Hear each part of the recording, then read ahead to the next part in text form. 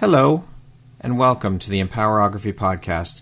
This is a platform created for women's voices to be heard and a place to share their stories, journeys, and successes with the world for the purpose of helping other women who might be on similar journeys. We are empowering women one episode at a time. I'm your host, Brad Walsh, so kick back, grab one of your favorite beverages, and enjoy the stories.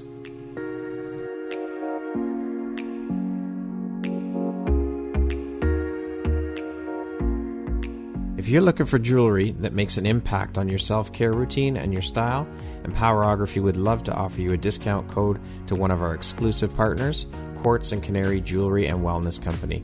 Please use code EMPOWER15 to receive 15% off upon checkout at www.quartzandcanary.com. Quartz & Canary is truly the place where spirituality meets style. Hello there, Brad Walsh here, your host of the Empowerography Podcast. Today, my guest is Sharan Sammi. She is a manifesting abundance mentor, an intuitive energy healer, and a corporate trainer. Good morning, Sharan. Welcome. How are you doing today? Good morning, Brad. Yeah, I'm excellent, thank you. And great to talk to you. Well, good afternoon for you, but good morning for me. You're over in the UK. So anyway, I just wanted to say thank you for making and taking the time to be here today. And I'm looking forward to jumping in and learning more about all the things Sharan. You're welcome. Sharan, you are a manifesting abundance mentor, an intuitive energy healer, as I mentioned, a corporate trainer. You're also a medium, a Reiki healer master and teacher, an NLP practitioner, an infinite possibilities trainer, and a life coach. That is a hell of a lot of hats you wear and quite the extensive resume you have there. How on earth do you find the time for all of this? And how do you prioritize? And how important is prioritization and organization to you? Yeah, wow. I know all of those different modalities, hey? But yeah, prioritization and time management is so important. It's crucial. So in terms of you asking me, like, how do I fit it all in? Well, first of all, everything that I do has to be in total alignment to my core life values, because that's really important, because that's why I do the things that I do. So firstly, my core life values is my family. So I always put my family at the forefront. So I'm always taking them to school with my husband, picking them up, doing their after school activities. Everything first in terms of my time is allocated towards my family. Then it's to do with my freedom, which I love, my financial abundance, and then personal development, which is where all of these modalities come in. So in terms of the how, it's about, for me, blocking out the time in my diary. And I'm quite systematic, even though I'm spontaneous. So I'm very systematic. So what I do in terms of a practice is I get my diary, I get my notebook out every single morning once I've done my morning routine and I've dropped the kiddies off at school, and I start my day in the office and I plan, and I'm like, what are the things that are important today? What have I got scheduled? So if I've got clients, or I've got some personal development coaching, or I've got whatever it is in between, what else do I need to get done? Do I need to send an email? Do I need to do a podcast such as today? Do I need to read a chapter? Do I need to make a phone call? What do I need to do? And I write everything down, but then I prioritize. So I look at what is important, what needs to be done, like that's urgent today. What can I do for the rest of the week? What can I reschedule to other days? And then what I do, Brad, is I block the time out. And I've got this real cool system, a cool gadget, I'm just going to say, and I'm not going to promote it in any shape or form, but the gadget is called, and I'm holding it in my hand, no, not that you can see it, but it's called a Pomodoro timer. And it's like a red cube. It's known as a kitchen timer, but I actually use it in my office. And what it does is you actually put it on, and it's got, along the cube, it's got 4 different faces on the cube, and it's got the times. So it's got 15 minutes, 20 minutes, 30 minutes, and 60 minutes. And then it's got the top and it's got the bottom, which is the time countdown. You put that on and you put it on I put it on my desk for, say, 20 minutes, and then it times me. And then at the end of 20 minutes, it beeps. And then I'm like, oh my gosh, that felt like 2 minutes. But then categorically, I get up off my chair and I go for a walk, go make a cup of tea, just do a few stretches. And that's basically a good principle, so that you actually take breaks during your day, because that's ultra important as well. So prioritization is very important, but also making time for what's important and what you value in life. I love it. I love that timer idea, and getting up every 20 minutes and stretching your legs, stretching your body, and just getting movement into the day. It's so important, right? Yeah, but it's so important as well to really discipline yourself, because at times, and I'm going to be open and honest, at times sometimes Yeah. counter starts beeping and I'm like, 20 minutes? No way. Let's go for another 20 minutes. I have.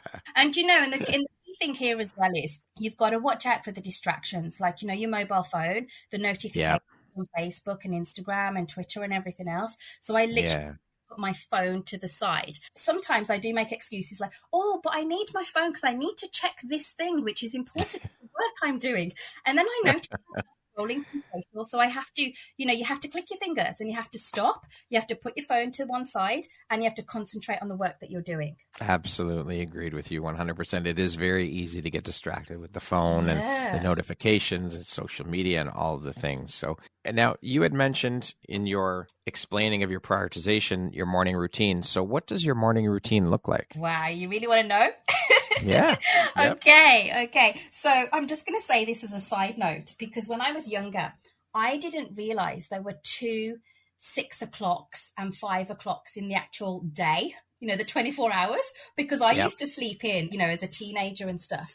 But now, since I've got older, my morning routine, and literally, for me, time is the most precious commodity. So I make every single second, every single minute, hour and day count. So this is what I do. And bearing in mind, I've got 2 beautiful earth angels. I've got an 8-year-old daughter and a 5-year-old son. So I like to, and my husband, but I like to have that time for myself. So my morning routine, I start my morning routine around about 5:30 and I stay in bed.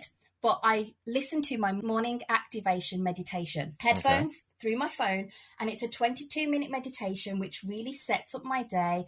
It makes me visualize into the future, looking at the things I want to manifest, whether it's clients, whether it's financial, whether it's social, whatever it is. And I just literally just focus my brain in terms of the things I need to do, the gratitude element, the affirmation element, the visualizations, and that full 22 minutes. It's just so enlightening and it really starts my morning. I smile, I end that meditation and then I get out of bed, put my gym clothes on and I start around about a 45-minute workout. So I do a lot of online training with PTs. I'm a member of a PT group. And so I do various things like weight training, HIIT training, cardio training, occasionally yoga. So I do that for around about 40 to 45 minutes. At which point my earth angels will then appear. They'll wake up and they're like, mommy. Then, the whole breakfast for the children, getting them ready. But then when I'm actually getting myself ready in the shower, I do my gratitude. And it's just simply saying, I'm so happy and grateful today for... And then just stating 5 things I'm happy and grateful for, like even like the beautiful water, from the shower, the workout I've just had, my children, just things like that. And then after that, I get ready once I've taken the children to school and I then start my day in the office. And then I do start with some affirmations as well. Affirmations are just like power statements that if you keep saying them in the present tense, just short, simple statements, and you keep saying them, it kind of embeds in the subconscious and it helps you to manifest the things that you want. So there's a lot of different techniques, but once you start doing it, it becomes like a habit. And it becomes like a way of life, like a practice. Yeah, it just becomes second nature, right? Yeah, but I love the morning routine. Now and again, just like once every so often, just like, like once a month or something. Like, occasionally I will have the odd lie-in on a Sunday. So it does get delayed to like 8 o'clock or something. Right. But generally speaking, because I like that time in the morning to myself, I do get up about like 5:30. What were you doing for a living before you jumped into coaching and entrepreneurship? Yeah, interesting. I spent 20 years in corporate banking in the UK and I worked in financial markets. So after leaving university, I got 3 graduate job offers in the banking sector, which was amazing. But I was in a little bit of a dilemma purely because I had 3 fantastic job offers. So just thinking totally out of the box, I then decided to re-interview the managers back and say to them, well, why should I work for you as a graduate? Which then got me a 12.1% pay rise before I'd even stepped foot into the corporate office for my first graduate job. And then after a year, I went for an internal vacancy, an internal position. There was a lot of mindset stuff around that in terms of, was I good enough? Have I got enough experience? The whole imposter syndrome, lots of different things were occurring. The office politics in the banking industry. Oh, no, you need to be 5 years in this position, then 10 years in that position and all of this stuff. But then I got through all of that, got through an interview, and I got into treasury, which is now known as financial markets, looking at the economy, interest rate, foreign exchange, working with amazing clients, corporates, different industries, out on the road, total freedom, managing my own diary, seeing clients, even presenting on stage to different, presentations about the economy to professionals. And I just loved what I did with a passion. 20 years I was in the banking industry. Wow. Yay. You're known as a serial manifester. Can you explain what a serial manifester is for those who might not know? Yes, definitely. Okay. So in terms of a serial manifester, I'm known by that expression purely because the things that I want, and I kid you not, the things that I want turn into a reality. Okay. And this is probably the same for a lot of you out there without even realizing. It's like, even if you don't want the things that you say that, that you don't want, what happens is with the law of attraction, and you probably, maybe you out listening out there, probably heard of the book The Secret, which came out about 20 years ago. An amazing book, which was a starting point to, for people to learn about the law of attraction. But it's all about what you think about, you bring about. And it's simply put that from the age of 6, for example, I entered a first painting competition. My mom's local bank had this competition. So I painted this picture, and it was to win. It was a competition, and didn't think anything of it. Mom sent it off, entered me into the competition. 2 weeks later, we got the letter, and I'd won 4 tickets to a local theme park in the UK, which back then, the tickets were really, really, expensive. And I won 4 tickets, and my mindset at the age of 6 was like, wow, this is amazing. So then I went on to, I suppose, become a serial competition and entering lots of competitions.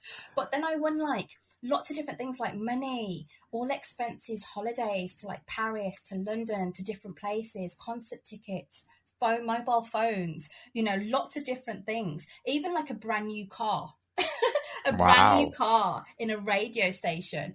And then it was a case of, and it's that's a whole different story, but it's the things that you want, it's about putting your order to the universe. Even, for example, I'll give you the last 7 days. I say openly, and this is part of my morning routine, setting me up after gratitude. What is it that I want the day to bring me? And universe, I'm open to receiving 3 brand new coaching clients that are ready to pay me in full and so committed to doing the work. Thank you. Or instead of being so specific, sometimes I'll say, I'm open to receiving financial abundance today in the safest way possible. Thank you, universe. And I give that gratitude out there. And then all of a sudden, within a matter of an hour, a letter came, and I got a refund on an insurance premium that I'd paid. And that's unheard of, because you pay your insurance premiums and, and obviously year on year, they escalate, they go up. And then this company said, oh, we calculated it wrong. By the way, you paid too much, so we're going to refund you. And I was like, wow, that is amazing.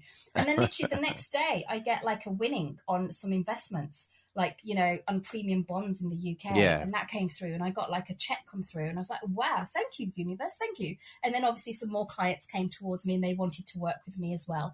So that's why I'm known as a serial manifester. It can work the reverse though as well. So depending on your mindset, even if you say I've got all of these bills, money never comes to me, all of that stuff, you will attract that. So one thing I'm going to say is just be careful on the things that you say that you want, the words that you're speaking, because even if you say you don't want it or you do want it, the universe is always listening. So it's going to give you that which you're talking about, and that which is in your energy and what you're speaking about. Yeah, self-awareness is definitely key. That's for sure. Yeah. So in your business, do you work with only women? And if so, why did you decide to focus your energy and business on helping to empower women through coaching? And why is this so personally important to you?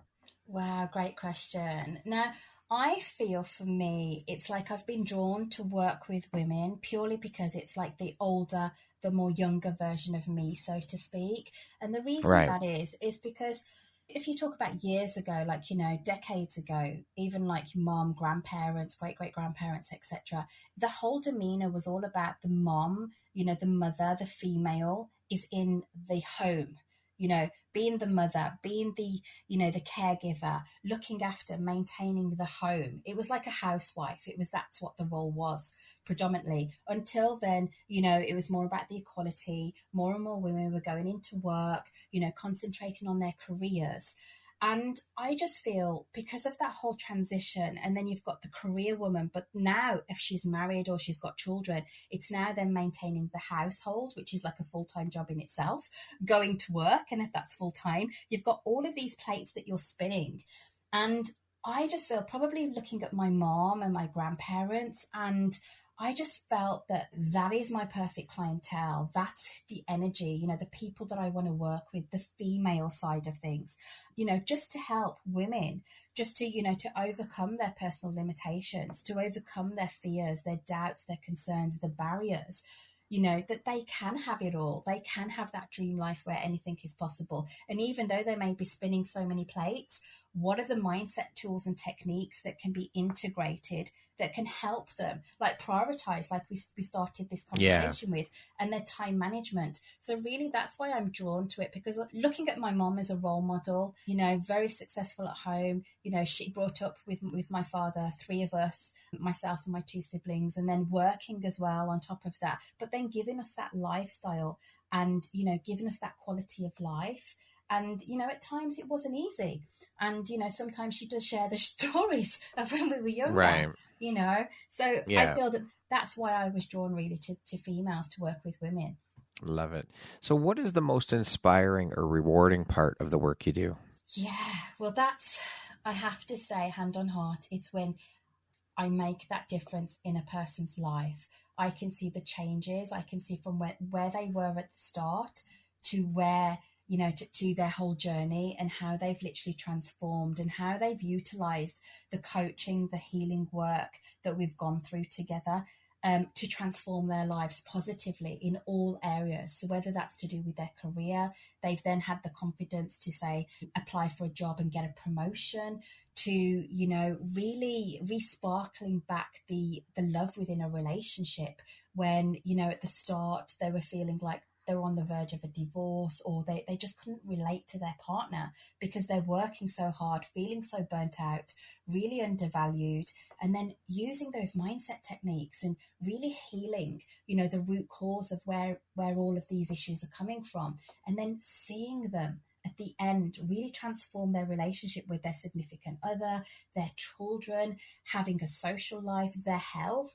So, for example, if they've gone through illnesses, seeing at the other side, once we've gone through the whole process of the healing and the coaching, how they've literally transformed their lives. Their energy levels are so much better. They've got their well-being. They've got like a more work-life balance. They feel more energized, more fulfilled, and, ultra, I guess, successful and happier within their lives. And that really touches my heart to have helped them, knowing that I've got the tools and the capabilities to do that.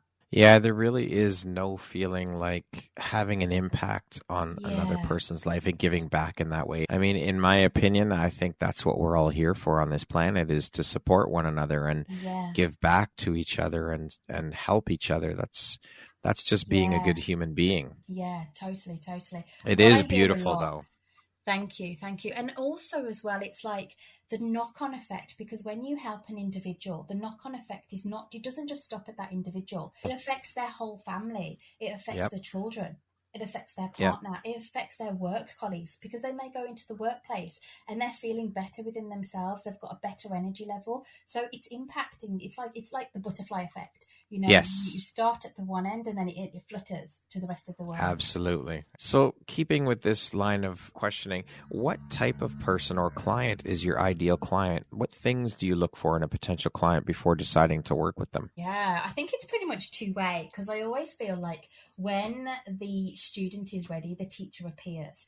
And that's always been the case of all of the clients that have worked with me, whether they've heard from me from somebody else that's referred me, or whether they've just automatically seen a post through social media. But I feel it's like, and I want to say it's the younger version of me. So it's the certain stuff. And I haven't gone through, a lot of, all of the difficulties that my clients have. But what I feel ultimately, it's like reaching out to that person that's living that mediocre lifestyle, they're like sitting on the fence, knowing that everything they're doing is like, it's on default, it's autopilot. It's like they're doing the same thing over and over again, expecting different results. Well, Einstein says that's the first sign of madness. It's not going to happen, because for things to change, they have to change. But they feel stuck. Yes. They're struggling. They know at the back of their mind, they know they've got so much more potential. They've got so much more to give. They know in the workplace that they could get that promotion. They could be more fulfilled in a different job. They could have more responsibility. But they sit inside their comfort zone because they've got that fear of, am I good enough? You know, the internal narrative, am I worthy enough? You know, am I capable of doing that? Everybody else is so much better, that imposter syndrome coming out. So they've got all of these fears, these doubts, these personal limitations, these barriers that they put up. And sometimes it's artificial, because, you know, it just comes back down to their belief system. And a belief is just a thought that you keep thinking over and over again. But where does it come from initially? It could be like childhood, past life, ancestral chain, you know, soul path. There's so many different areas. But in terms of the person, it's like a person that's really struggling. They're stuck. They're at a crossroads. They could be, you know, certain days where they feel happy in their job, similar to what I did in banking. I loved it with a passion. But knowing deep down, you've got so much more potential to do something else, but then you're stuck. Like, what do I do? So that's the clarity piece. Am I going to be good enough? That's the certainty piece. Can I really do it? The confidence piece. And then just healing those limiting beliefs so that they can come out stronger the other side. So it's working with somebody that's lacking that self-belief, lacking that confidence, lacking that self-worth, to really positively transform for the better. Love it. You're the creator of the Manifesting Abundance Blueprint. Can you share a little bit about the Manifesting Abundance Blueprint and how it all came to be? Yeah, I can, certainly. Well, like I mentioned, first of all, I started in the banking industry 20 years ago, but I started my personal development journey 17 years ago. So whilst working in banking, through my spare time, evenings, weekends, even annual leave, I was literally training in various coaching and healing modalities. And then just before the pandemic, 2020, I left the banking industry to start my training and coaching business. So like you mentioned previously, I'm like a manifesting abundance mentor, intuitive energy healer, and corporate trainer. And what I then tuned in terms of my business, my clientele, my niche, etc., is what is it that I really want to do in the world? What is the impact that I really want to create? And for me, it all came down to manifesting abundance. And that's really where the Manifesting Abundance Blueprint was kind of formed. And it was designed to really activate the 9 essential keys to unlocking and attracting prosperity and wealth from within in all areas of your life. So am I okay, Brad, to share the system with you? Yeah, absolutely. Of course. Yeah. Please do. Okay, brilliant. So it's my signature system, the Manifesting Abundance Blueprint, and it's got 9 elements, which all are the letters of abundance. Okay, so it's the abundance system.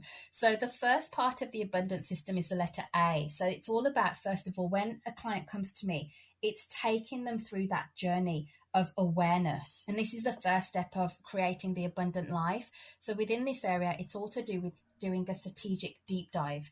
You know, where are we right now? Where have we come from? Where are we now? Where are we going? So it's having that full awareness, like the bird's eye view, like looking down on your life holistically in all areas. The second element, which is the B for abundance, it's boldness. And this is then, once we've done the strategic deep dive, it's all about, okay, what is the mission? What is the vision for my life? What are my core values? Because what I found is a lot of people living their life on default are so misaligned to their core values in life. So first of all, it's about having that deeper understanding. What are your values? What are the goals, the dreams, the desires, the aspirations? So it's really going inwards and looking deep and understanding the purpose as to why you want the things that you want. So it's on a greater, bolder scale. Then we go on to the uncover. And this is doing the inner work, like how do you really feel about yourself on all areas, like self-love, self-belief, your confidence levels. So it's really uncovering those areas. And then I coach clients through various mindset tools and techniques, including NLP, which is neuro-linguistic programming, to really work on those areas. Then we go to navigate. And this is probably one of the most important. I mean, they're all important, but this is super important, because what I do here is I take my clients on a safe, intuitive, guided process journey. And this involves healing on all areas and all levels, emotionally, mentally, physically, spiritually, and psychologically. And we uncover, even if there's like personal trauma from childhood or past life stuff, or if there's something running through the DNA ancestral chain. So like, you know, generations before the client, there was a particular issue and it's running through the cells. It's running through the, you know, my client's got it on a cellular level and it's impacting their belief system. So here we navigate and we heal. Then after that, we discover. So that's the midpoint. So we discover, and this is opening up the client to infinite possibilities, really diving deep into their thoughts, their beliefs, their emotions, the actions that they're taking, looking at the universal principles. And then we go into alignment, which is all about the feminine and the masculine energy, looking at the money archetypes, your money mindset, and being really open to like wealth and abundance. Then we go into nurture. And this is all to do with developing a success mentality. So really how you can boost up that personal power, but really using advanced mindset tools and techniques. Then we then go into the confidence level, where we're activating their inner divine confidence, increasing their motivation for greater enlightened success. And then we finish off with the empowerment stage. And this is where we really build that legacy, the unstoppable mindset for manifesting their dream life, their life by design. And this is where they see that ultra transformation when they go through all of the 9 stages of the signature manifesting abundance blueprint system. I love it. That is so powerful. As mentioned off the top, you're also a medium, and I wanted to talk a little bit about that. How and when did you discover that you had the gifts of being an energy healer and a medium? Wow. Okay. So taking you back to when I was 8 years old, playing in my garden where my parents still live. And I just started realizing that it was like I could hear things and then I could see things. And even like around me as a child, I could like see other things. Like it was like I could see other people, and me actually thinking they were people, and then realizing that actually other people couldn't see these people that I could see. And it was quite strange. It was very strange, because even at school, it was like I could hear certain things, or I just have this knowing, like knowing what the teacher was going to say, or knowing that somebody wasn't going to be at school today, because I don't know, just this information used to just flood through my mind. And then at that particular time as well, because I was 8 and then going on to 10, 11, you change schools, you have a whole new, you know, social, you know, all the friends are completely new. Your whole life is completely new going to secondary school. Then I kind of switched it off a little bit. So I didn't think anything of it. I just carried on being like a normal teenager growing up. And then what happened was probably when I was about 16, I can recall going to the local city centre, just walking around, and I can just remember I felt this really, I'm just going to say weird feeling throughout my whole body. It was like I was walking, it was a city centre, lots of shops, but I was in the kind of, I think I was with my sister, and we were walking past these office blocks. There was all these buildings of these banks, you know, and we were walking past and I got this really strange feeling like I'd been here before, like really strange feeling. But then, you know, you talk to the other person and you kind of switch it off and you just forget about it. And then when I'd actually finished university and obviously secured with those 3 graduate jobs, which job I was actually going to have, I walked into the office, and within that same week, I got the strangest feeling like I knew I was going to work here. I saw this in my mind. I saw the carpet. I saw the office structure. I saw the whole furniture. I just knew this. And then when I had that feeling, it took me straight back to when I was 16 years old. And I was like, wow, oh my gosh, 5 years ago, I knew I was going to be in this office. How bizarre is that? And then things just kept happening like that, premonitions. Like I'd go out in my treasury job and, you know, even before I'd see the clients, I'd know certain things about them. And probably because I was being made aware, it was just being imprinted in my mind. And I'd see a particular client, but then I'd know there was like an illness, or there was a problem in the family and something was happening.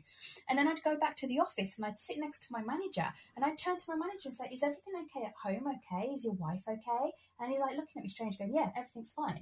And then I can specifically remember I started talking to him about the family, and I didn't know all of this stuff. This stuff was being imprinted in my mind. And then I was mentioning some sort of physical condition, and I said, how's your leg? And he's like, what do you mean? I said, you're getting pain in your right leg. Are you okay? And he's like, how do you know that? He says, I've never told anybody.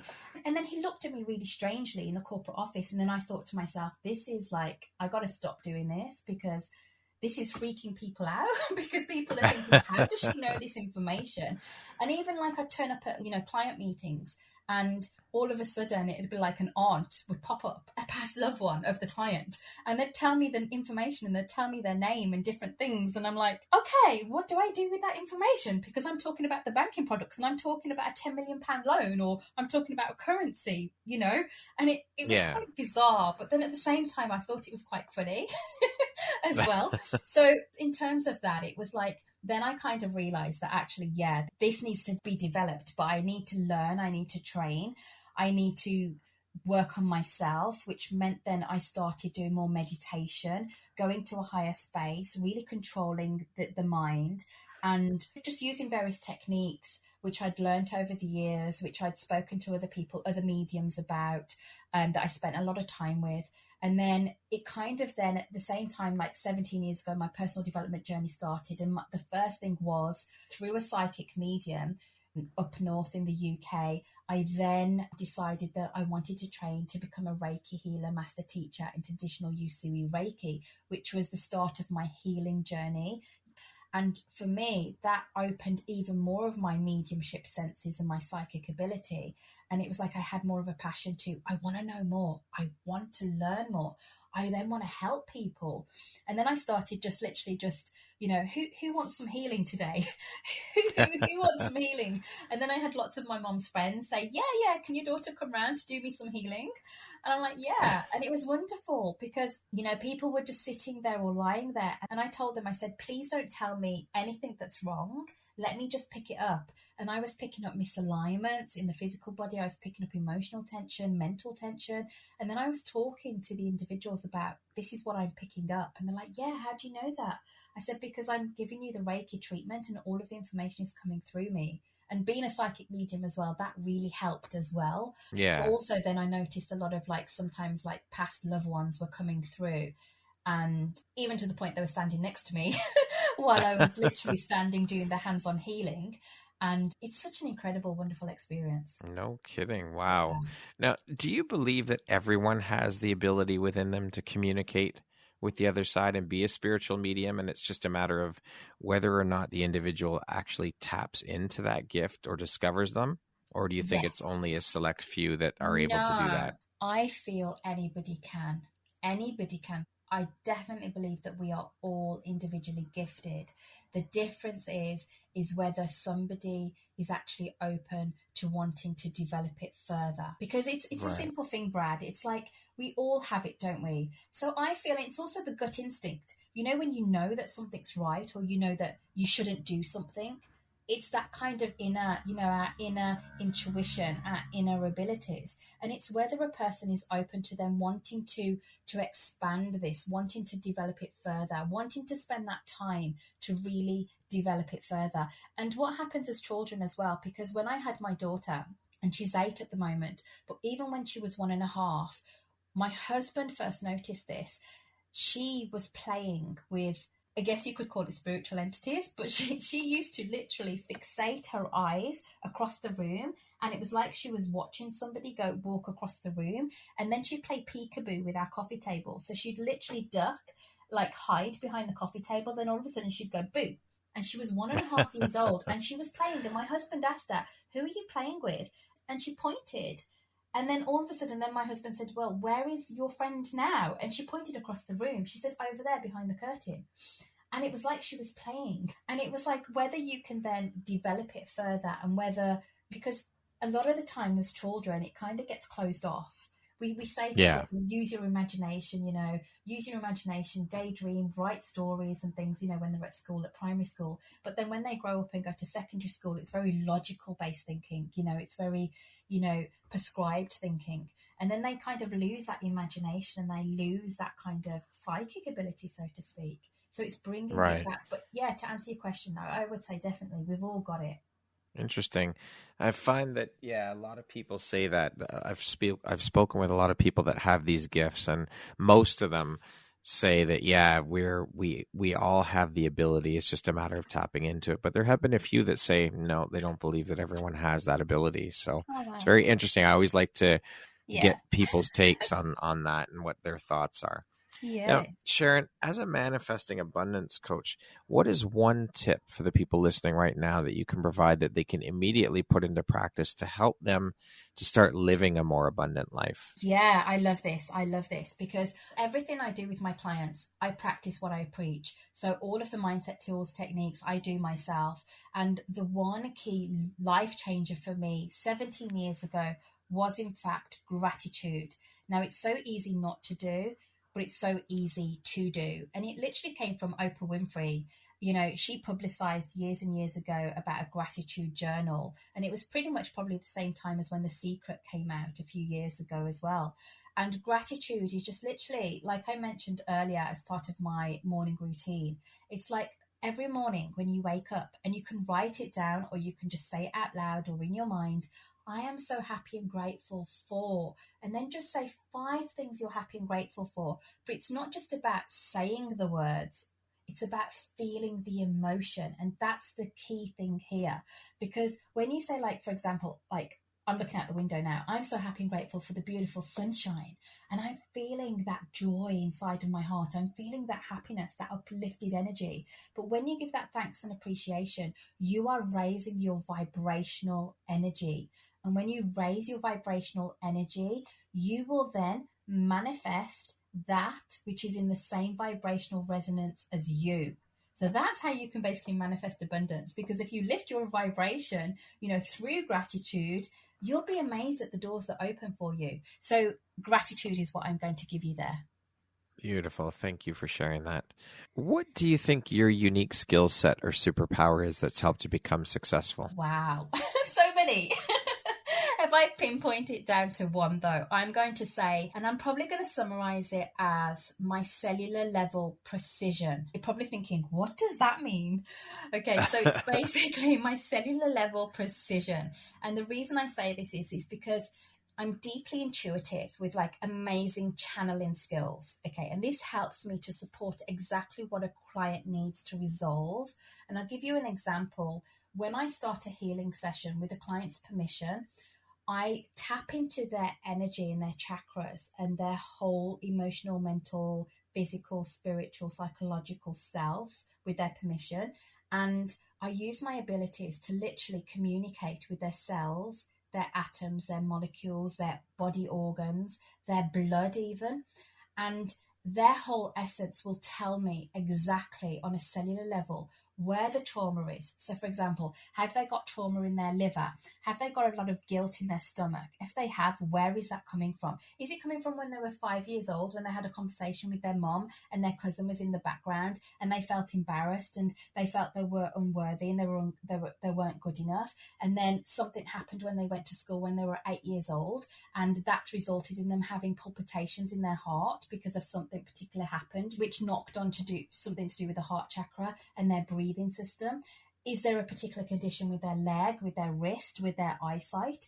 The body will tell me. And then what I find is, and this is my superpower, is because of my psychic abilities, the ancestors, so, past loved ones from generations back will come through, even spiritual guides, Reiki masters, healers, etc. They will come through and they will give me the information. So as well as the physical cellular body talking to me, the ancestors will then verify. So overall, I would say it's my cellular level precision, my psychic abilities, and doing the intuitive scans. Beautiful. Speaking of success, how do you define that word? What does the word success mean to you? Wow, so much. I guess with success, it's basically building an abundant legacy and just having that time freedom to manifest like a successful and fulfilling life by design on my terms. But also, success is about being fully in alignment to my core life values. If you can be in alignment with your values, doing what's important to you and not just doing things on default, that to me is ultimate success. Beautifully said. Thank you. What would you say is one of your biggest failures, or we'll use the word life lessons or teachable moments, and what did you learn from it? Wow. I want to say none, but there is, I'd say probably one where I decided to resign from the banking industry. And this was probably a few years after my graduate position. And the reason I did that was because I wanted to follow my childhood dream of being on TV. Now, the thing here was, Brad, I didn't have any TV acting experience whatsoever, but I literally resigned from banking to follow my dream. And to me, what then happened was I contacted TV agents up and down the country in the UK. And long story short, I got 52 rejections. 52 rejections. And to me, that was probably, even the first rejection was the biggest failure, because it's like the epic moment of, that whole awareness of like, oh my gosh, I've just left my banking solid career, which was so successful. And I loved it with a passion to follow my childhood dream. But no, did I have any hope, any chance? Because I've just got this rejection, and I felt angry, I felt bitter, I felt frustrated, I felt like a failure. But then I kept getting the rejections. And then I decided to turn my mindset, change it completely, and just think, do you know what? With every rejection, it's like I'm failing forward.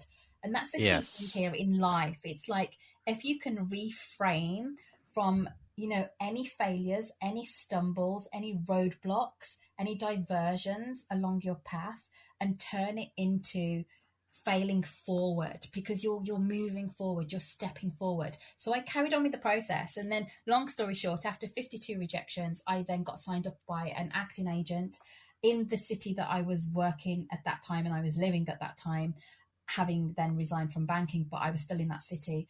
And I carried on pushing, and I turned that failure into an amazing opportunity, because then I landed a top, permanent role on a top UK TV soap. And I was told it was impossible. I didn't have any acting experience, but when you're confident and when you believe in yourself and you've got that vision and you've got that purpose and you've got that passion, nothing stands in your way. So you can turn the failures into your most fantastic opportunities. There you go. It's all about mindset. That is such a key and important piece in so much. Mindset is absolutely everything. Yeah, definitely. What does the word empowerment mean to you? That's a biggie. So empowerment to me is when you're really fully in control over your life.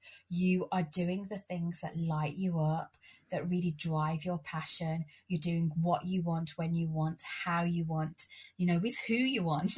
And it's having that sense of freedom. You feel empowered. You've activated your personal power. You're just so invincible. You're doing the things that light you up deep from your soul. And you're driving that forward with so much passion, so much purpose. And to me, that's what empowerment is. And also then making a difference in the world, serving others. And for me, that is literally empowering others to be the best version of themselves where anything is possible. Love it. Okay, we're going to jump into a little rapid fire section here. So the next grouping of questions just be 1, 2, 3, 4-word answer type thing, okay? Oh, okay. What is the first thing you think of when I say the word future? Wow. Happiness. How would you describe yourself in one word? Amazing. What is your favorite self-care practice? Meditating and exercising. If you could teach the world one thing, what would it be? How to manifest abundance. If you're writing your autobiography, what would the title be? How to manifest abundance where anything is possible. What's one thing you want but cannot buy with money? Oh, wow. I've already got it, though. Happiness. I'm just going to say joy in the world. Okay. What is your biggest pet peeve? Listening to people snoring. Can't think of anything. I hope your husband doesn't snore. He does. That concludes our rapid fire section. Now back to our regularly scheduled Oh, program. okay. Well, You did very well. What challenge in your life has shaped you the most? wow. It's like being told it's impossible. You can't do that. Who do you think you are? You can't do that. And that's not even the internal narrative. That's people saying it to me. Like, I started my graduate job and I went after a year for an internal vacancy, and I had so much resistance in the office to say, that's impossible. How can somebody only been in the industry for a year get a position in treasury? And I'm like, watch me, I just did. And even my TV agent, he kept saying no, no, no to me. And then the biggest challenge was literally challenging him and saying, do you know what? You've got nobody on your books like me. Put me forward for a proper acting position, not just this background stuff, not just TV commercials, but proper role. And then having believed in myself and overcome that challenge with my agent, he told me it was impossible, I then landed a top position on a UK TV soap. So it's literally overcoming when people say that's impossible. Turn that around. If you're listening to me right now, when people say to you it's impossible, turn it around to I'm possible, because There yes, you go. you are. Love it. In the last year, what new belief, behavior, or habit has most improved your life? I would say just continuing to go for my passion, just continuing to strive forward. Because even when you get to a level and you achieve a goal, you celebrate, but then it's like, what do I want to do next? What's the next thing? What's the next milestone? So it's always about never giving up. So it's about having that belief firmly in place that yes, and I can share a mantra with you if you want. It's 6 words. Yeah. It's I can, I will, I am. And I share and I repeat that to myself. I can, I will, I am. And when you share that so powerfully, evoking all in, putting all of the emotions in, you can really drive yourself forward. So that's really like one of the habits and one of the behaviors, just using that mantra like daily has really helped me. Thank you for sharing that. I love it. You're welcome. If you had the opportunity to sit down and have a 1-hour conversation with one woman, any woman in the world, Wow. who would it be and why? I gotta say it. I gotta say Oprah Winfrey. I gotta say it because she's like up there. She's like one of my role models. And I'd probably just want to sit down with her and I'd want to just probably just get real. What time do you wake up in the morning? What is your morning routine like? Similar to the questions you've asked me. What really drives you? What really stimulates you? What really, really motivates you in life? And just really get to the grips of that, because she's been absolutely phenomenal. And I've listened so much about her. I listen to her talks and, she's so inspiring. So I'd love to be around that energy. She is. She's an incredibly inspiring woman. With what she's been through, what she's overcome, she is a powerhouse. Yeah. If you could go back and give your younger self one piece of advice, what would that piece of advice be? Everything's going to work out just the way you want it to be. Just the way you want it to be. Just keep dreaming big. Dream big. And I feel it's like, anything is possible. Anything is possible. That's been my mantra now since I left the banking industry and started my business. But even back then, I think if I kept saying, anything is possible, I don't even know whether I'd still be in this same country in the UK. I could have, one of my dreams was to move to Australia and, maybe I could have gone there. Yeah. The beach, the sun. So it's just like, just anything is possible. Just dream bigger. Just dream bolder. Yeah, there are no limitations. I mean, if you can dream it, you can do it. Yeah, definitely. Lastly, Sharan, if you were to deliver your last 30-second speech to the world, like your corner of the world, your tribe, your people, what would that last 30 seconds sound like? What words of wisdom would you impart? Wow. Well, I would say life is just way too short to live a mediocre lifestyle, sitting on the fence, expecting things to change.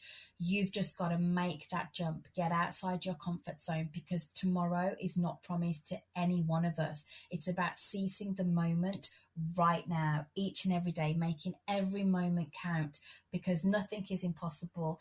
Anything is possible if you put your mind, your body, your soul, your spirit, your heart into it. you can really achieve your true greatness and live your life by design. Well said. Beautiful way to end the interview. You. Sharan, thank you so much for making and taking the time to be here today with me and share a little bit about your story and your journey. It's been an absolute beautiful conversation. You are such an inspiring woman. So thank you for doing all the beautiful work that you're doing, and keep shining your bright, beautiful light into the world. Oh, thank you so much, Brad. And it's been such a pleasure to be here and to share this space with you. And I'm so grateful to you as well for all of the questions and for spending the time with me as well. So thank you so much. And thank you to each and every one of you out there listening as well. Thank you so much, Sharan. Once again, my name is Brad Walsh, host of your Empowerography podcast. Today, my guest has been Sharan Sammi. She is a manifesting abundance mentor, intuitive energy healer, and a corporate trainer. Thank you again so much, Sharan. I'm wishing you an amazingly beautiful rest of the day. You're welcome. Thank you. And you too. Thank you.